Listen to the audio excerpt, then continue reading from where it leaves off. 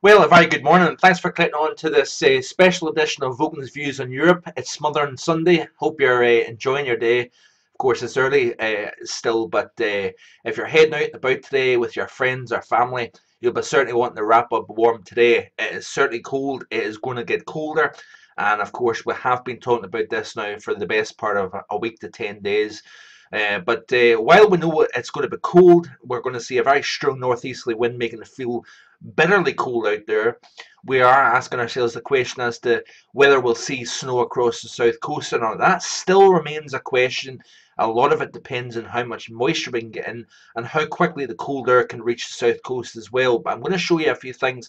We need, of course, to remember that we're starting to enter the mid-March period, and of course, despite the fact that we might not see sunshine across parts of the UK today, and it will be cold underneath, that higher March sun angle does a work on the air mass underneath it. And that's something that we need to consider.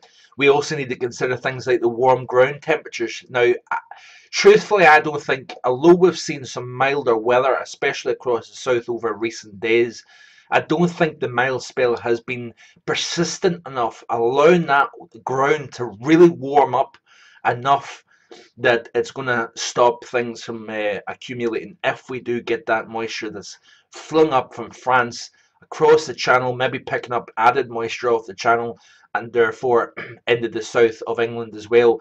But the big questions I'm asking is the ground temperature too warm? Is it going to be a case of that air mass cools the ground quick enough that we are going to start to see the combination of heavy snowfall and the ground cooling with the air mass? That would suggest to me that we're going to start to see more accumulation of snow.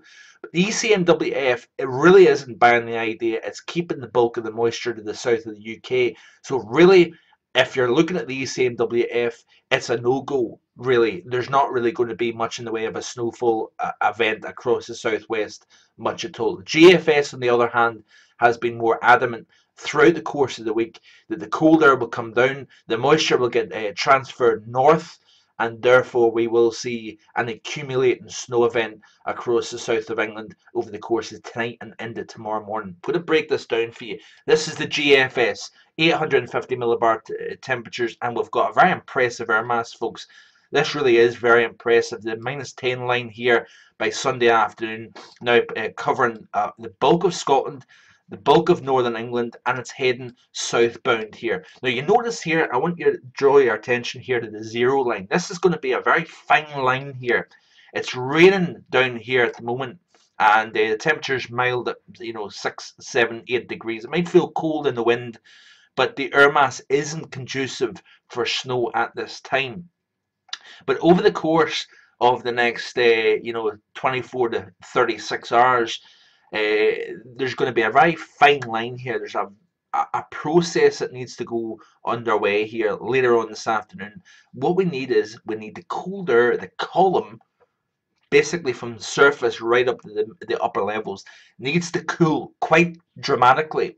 And it also needs to meet the point where that moisture from the area of low pressure to the south of the UK needs to get transported north, meeting that cooling of the column over the south of England. So there's quite a complex situation here, and I'm trying to break this down for you as much as I can. By the time we get out to 18 hours, so this is later in the day on Sunday, very, very impressive. I keep saying it because we're in the March now. These things do happen. We've seen it back in March 2010, but once again we see a tremendously cold air mass here with the -10 line covering Scotland and the bulk of England, parts of Wales as well. And yes, the 0 line still struggling to get really off the coast of Cornwall by the time we get out to 18 hours. And at this point on, the area of low pressure situated here, it's going to be throwing moisture up into this cold air mass. How much moisture can we get over towards London, Kent, along the south coast? All remains open to question at the moment. Do you buy the GFS? Do you buy the ECMWF? Perhaps the Met Office model? There's so many different aspects that need to come together here to produce this event. But I do think that the cold air mass comes down quick enough to meet that moisture coming north So again, fine line here. The air mass again, does it come down quick enough? Does it cool surface temperatures quick enough? The ground temperatures, because obviously there is going to be an element of warmth to the ground, but I do reckon that the ground temperatures aren't warm enough that this air mass coming through will cool the temperature enough on the concrete, on pavements, roads, etc. So a lot of things to consider, that's for sure. And by the time we get out to the day, 30 hours from now, you can see that -5 line now basically out into the channel, clipping the north coast of France as well. The -10 line is pushing towards the Isle of Wight, covering London, covering all of southeast England. And of course, when you factor in, this is of course by Monday morning, if you've got enough moisture coming up, then it's going to be snowing across this area right here. I do think that the concentration of heavy snow will really be from about south central counties of England westwards. And Exmoor, the GFS remains adamant that that's where the heaviest snowfall will be. Maybe 3 to 6 inches locally, 10 amount. It remains very open to question. One thing I will also say is the colder the air mass, the less moisture you need to produce snow. So basically what I'm saying is, if you've got an inch of moisture getting thrown into an air mass, depending on how cold the air mass is, it will depend on how much snow will accumulate on the ground. You're not needing as much moisture if the air is cold enough to produce several inches of snow. And what I'm trying to push the idea in front of my subscribers here is the fact that this could produce more snow than what a lot of forecasters think, given the fact that the air mass is cold as it is. Yes, we're going to see some sort of an erosion of the lower atmosphere cold, given the fact that we're at March, but it's still going to be cold enough to be producing that snow. We want to see heavy precipitation driven in from the south, meeting the cold air and placed across the south of England, and we could see a pretty significant snow event, disruptive snow, and certainly one that would be impressive for the month of March. So you can see that here by 30 hours, the cold air very firmly in place across the UK. By the time we get out to 36 hours, the -10 line is now out over the channel, and we are certainly going to be shivering. Daytime temperatures, by the way, on Monday afternoon, I think a lot of places will struggle to hit freezing. Factor in a 10-15 mile per hour wind, and it certainly will feel closer to -10 probably in many places. Over the course of tonight, by the way, it's going to be very cold. We're going to see clearer skies. We're going to still see a strong wind, but the air mass in place will be cold enough to still produce -2 to -4 quite widely, even in towns and cities. Outlying areas, if you get a drop off in that wind, folks, the temperature could drop off to -8, -10 tonight. So certainly we've got a heck of a cold air mass in place, despite the fact that we've got that wind. Usually when you've got mixing, you don't tend to see the temperature drop off quite as much. It's the same with cloud cover, but if you've got an Arctic air mass, a mature one, and a heck of a cold one, those factors aren't quite as prevalent. Let's have a quick look at the GFS surface chart, and you can see here, this is 12 hours by now, and the area of low pressure here, 988 down across off the south coast, off the southwest coast of the UK, off the south coast of Ireland. You notice here some moisture getting in across the southwest. Of course, that's fallen as rain at this time because we just don't have cold enough air in place. Notice here a bullseye of very heavy precipitation over the south of Ireland. And yes, we've got moisture here getting driven in on a very strong east-northeast wind here. That moisture, as it hits up against the cold air, is falling as snow.